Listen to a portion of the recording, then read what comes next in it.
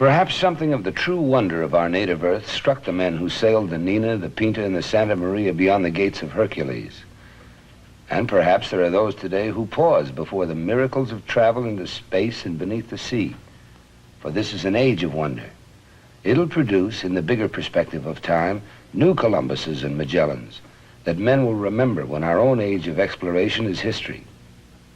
Sealab I is part of that adventure, a beginning part in our own times.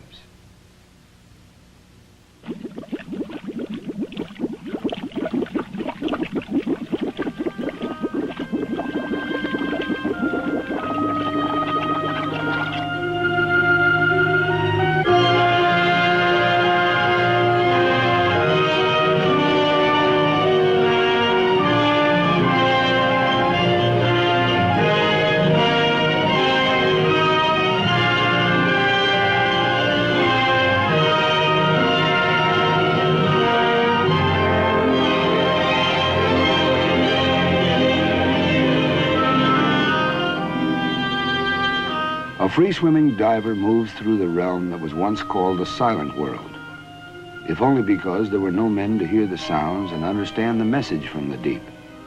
On his back, the scuba gear proclaims him, for all his presumption, an outlander to this realm, an alien.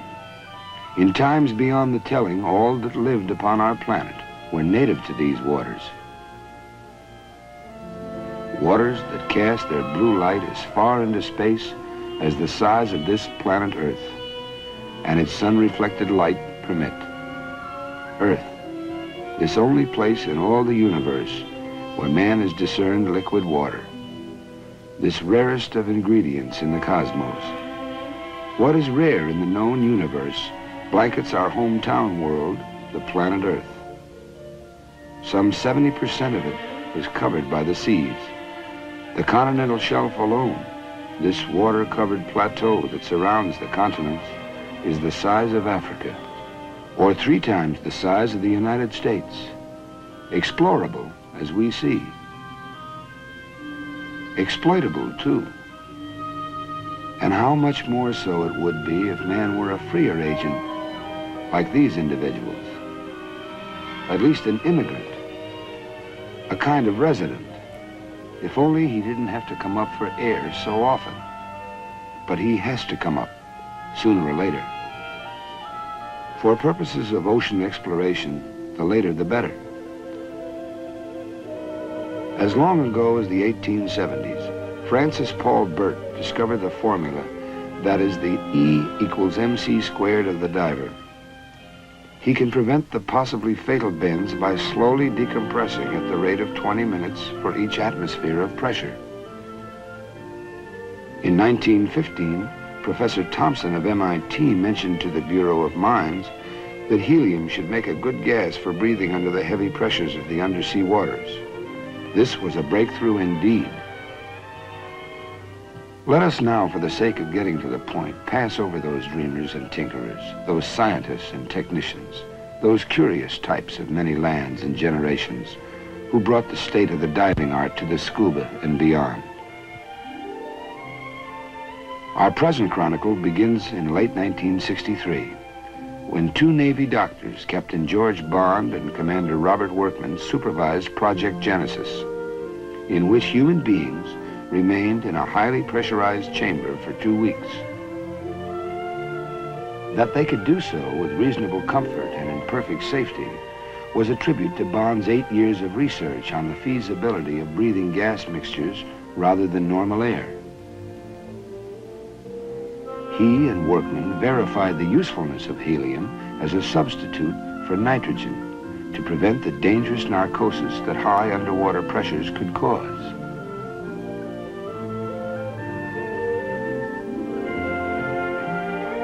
Let us now leap forward in time to midsummer 1964. The Office of Naval Research, inspired by Project Genesis, had designed a strange-looking capsule, the work of Lieutenant Commanders Roy Lanphier and Arthur Gross. It was nothing less than a laboratory for living men to observe themselves and their environment beneath the very waters of the sea. Can man indeed live within the sea as an inhabitant rather than a brief visitor. It takes a heap of logistics to bring the normal world into an abnormal place, but that perhaps is what exploration means. So imagine, if you can, all the planning and thinking, conferring and designing, research and construction that took place in the months and years before this particular Navy tug began to tow this unique orange capsule. The place, America's man-made structure called Argus Island, in the waters 30 miles southwest of Bermuda. The time, July 1964. The occasion, the proof of the pudding for Sealab I.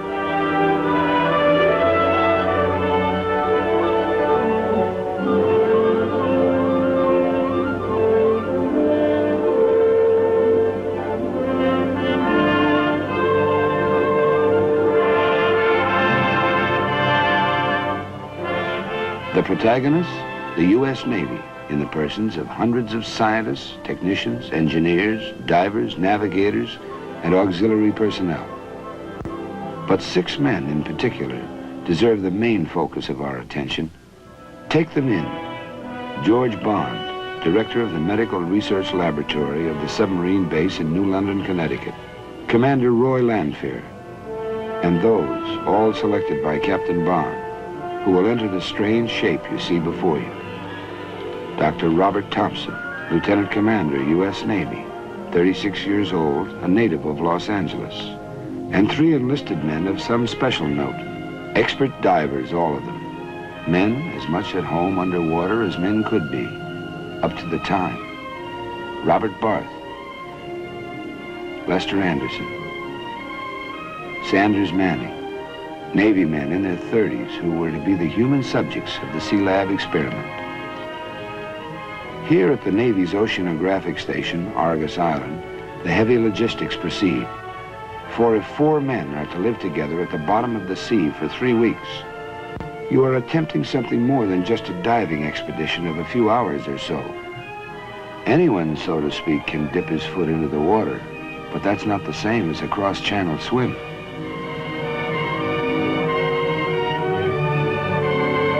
Comes the time for all the maneuvering and preparations, all the testing and retesting, when you stop cutting bait and start to fish.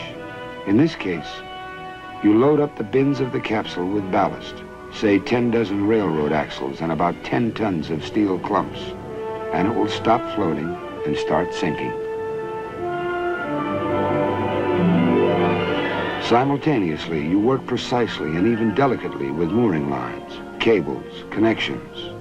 Fallibility can be fatal in this new seamanship.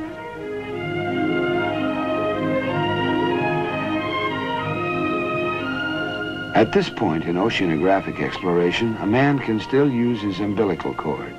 It houses his power and communications cables.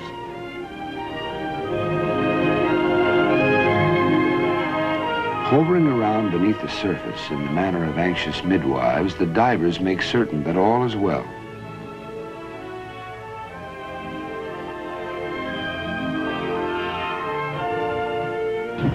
All stations report ready for lowering.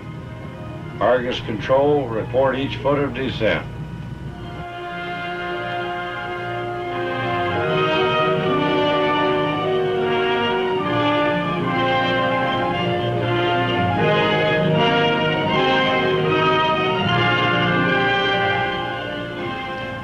"61 feet, aye. 62 feet, aye.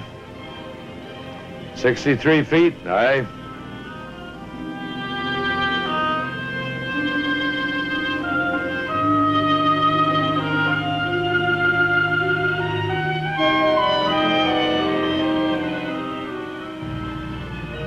"150 feet, aye. You have gas enough to go all the way to the bottom."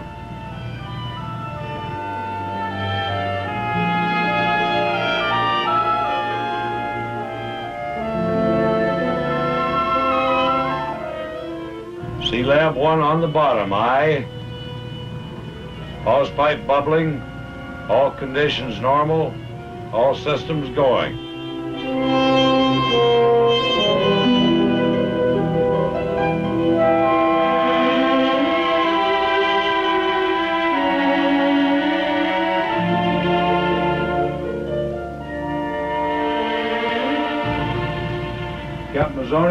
check the absolute pressure, please? 95.1 on the bottom. Sealab I, our orange capsule, has not yet received its complement of mankind.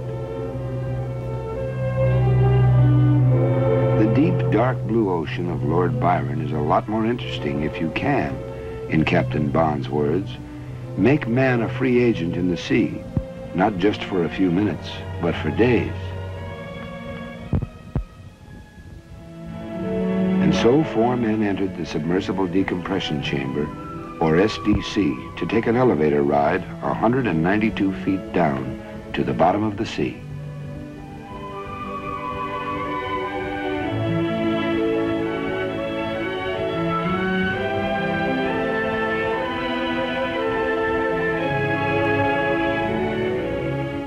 They entered Sealab I at twilight, through the hatch on its floor. Because inside pressure had been equalized with the outside water pressure, the hatch was left open.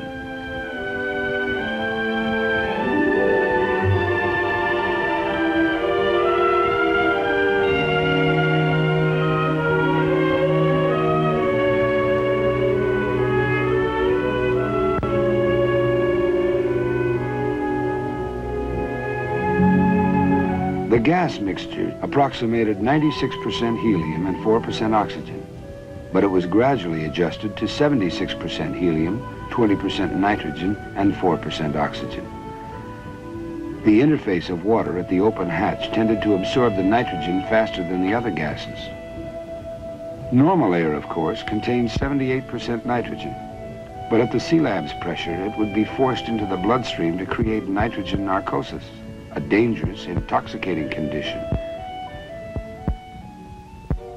Topside, Captain Bond kept in constant touch with his protégés below.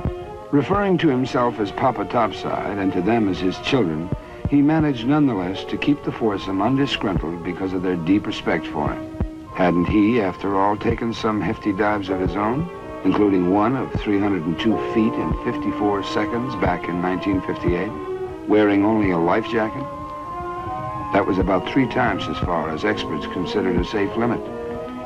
The television monitor topside takes in the spectacle of fooling around with a fishing rod on the back porch.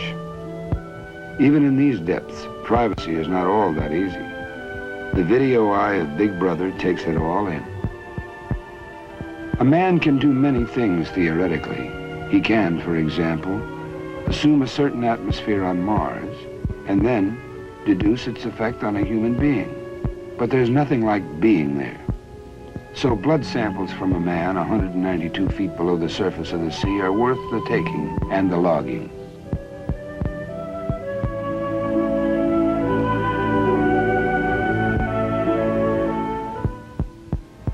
Six man-hours every day the foursome devoted to free swimming within a range of 1,000 feet around the capsule.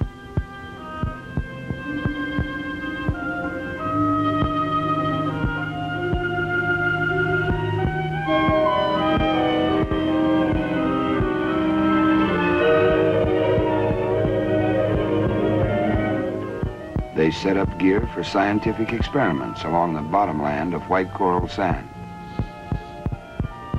They squinted at the legs of the Argus Island Tower to see how the welding seams were, to note corrosion, to take in this new countryside just beyond their back porch.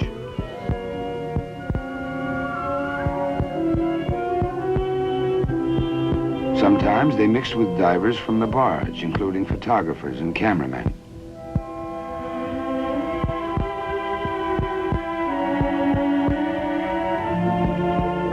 Columbus and Magellan did not have such scribes as these, who, for all their press privileges, must decompress like anyone else if they wish to come up to the surface alive.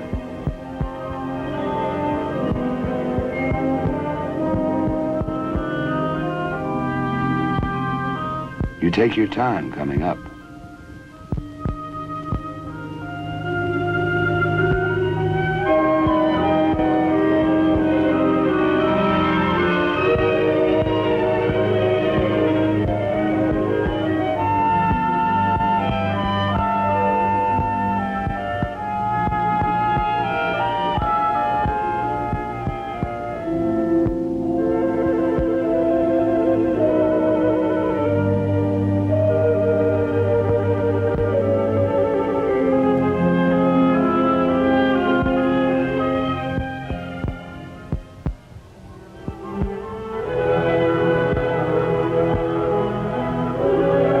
master diver Sheets typifies this new breed of explorer, technician, athlete, seaman, who understands the principles of seamanship and the mysteries of the underwater realm, pressure and decompression, breathable and unbreathable gas mixtures, and the seamanship of buoyant capsules and lines and rigging and ballast and supply within the deeps. For this too is seamanship, this art and science of man upon the sea and within the sea.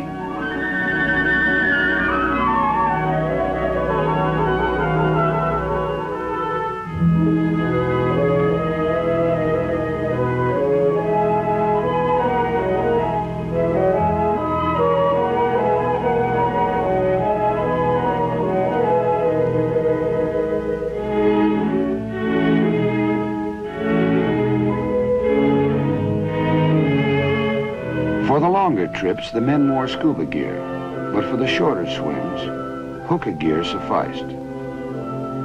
This consisted of 2 tubes connected to Sealab, one to bring them the Sealab's own mixture of helium-centered atmosphere, the other to return the used gas to the capsule.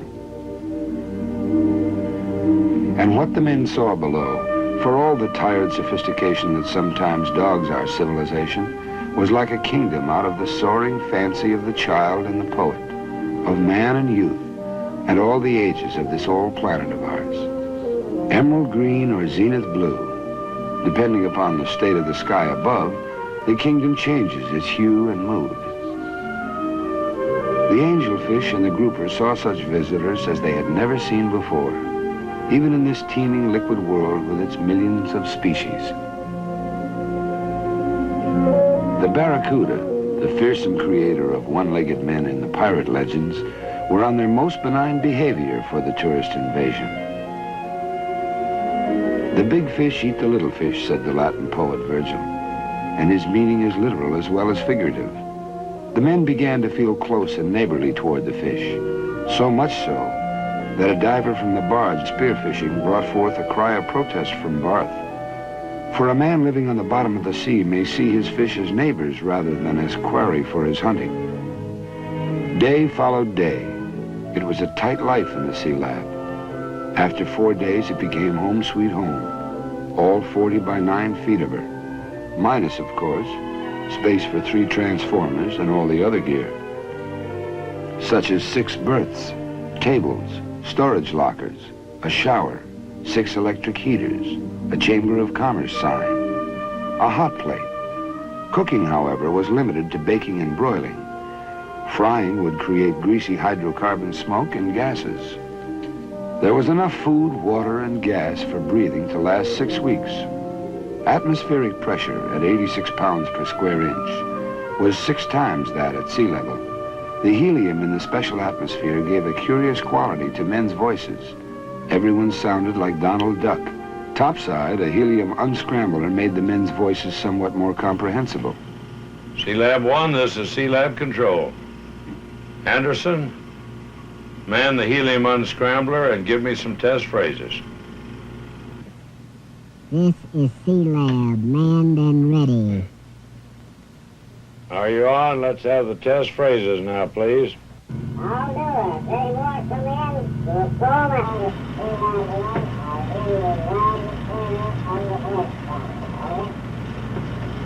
That's very good. I hear you loud and clear on the scrambler.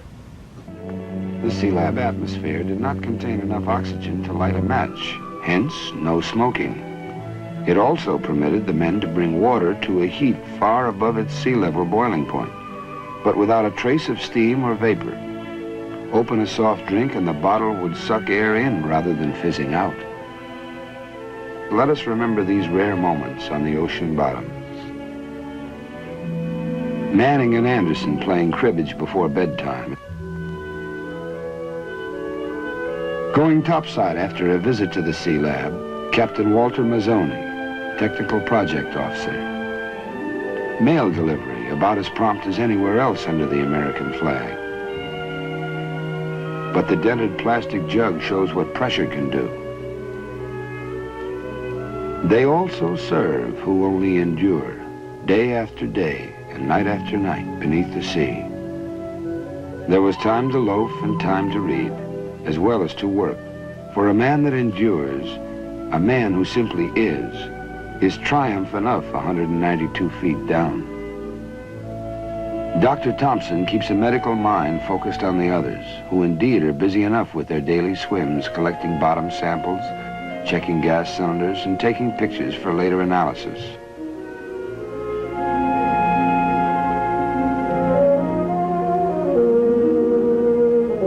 The men, living in the still alien realm of the waters, lost all their fear, began to feel that they belonged where they were, that they could go for a swim without their air tanks. You even forgot you had to go back to Sealab for air, Dr. Thompson recalls. One night I dreamed I was breathing oxygen from the sea. There came forth here beneath the sea a dailiness and a routine that were in themselves a mute tribute to man's power of adaptation. If here, why not on the moon? Why not on Mars? And so it went for 11 days. But on the 11th day, intimations, forebodings from the look of things. Topside, trouble brewing in the form of a tropical disturbance, the weatherman's tentative euphemism for what later became a full-fledged hurricane. Hurried conferences, evaluations, decision to abandon Operation Sealab after 11 of the 21 programmed days. From below, objections, complaints. But the risk to topside support ships and personnel, and therefore in time to all concerned, was too great. So began the ascent. The men stayed in the Sealab for 2 nights and a day while it was slowly raised at the rate of 1 foot every 20 minutes. At which pace the men within became accustomed to the decreasing pressure as they neared the surface. But at the 84-foot level, trouble. Already the sea upon the surface was churning from the rising winds, and the surge carried below, rocking the Sealab capsule back and forth. Decompression pressures could no longer be contained.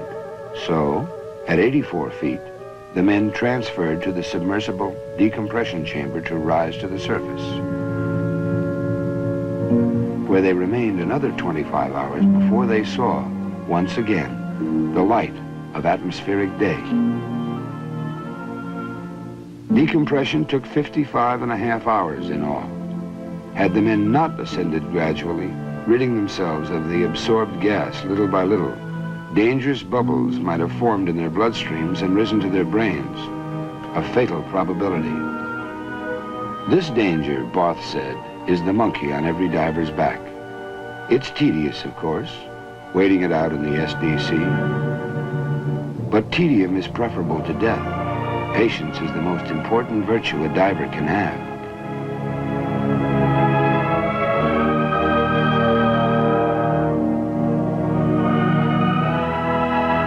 Raising Sealab itself was an engineering feat of some note, since all undersea technology is in the nature of pioneering.